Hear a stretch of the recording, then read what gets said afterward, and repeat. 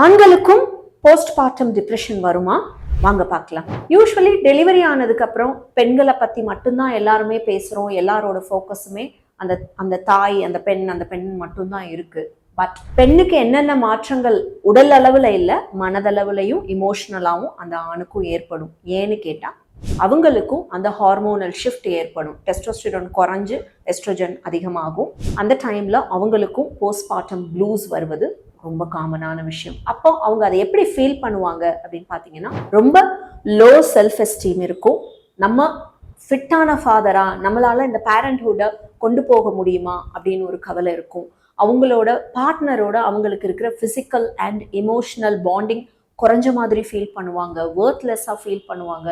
இதெல்லாம் இருக்குது அப்படின்னா அந்த ஆண்கள் நீங்கள் தயவு செய்து உங்களோட நண்பர்கள் கூடயோ இல்லை அதுக்குண்டான கவுன்சிலர்கிட்டையோ பேசி அதற்கு உண்டான கவுன்சிலிங் செஷனை ப்ராப்பராக எடுத்துக்கோங்க. பிகாஸ் இது உங்களோட மன வாழ்க்கையோட முறிவில் கூட போய் நிற்கலாம்.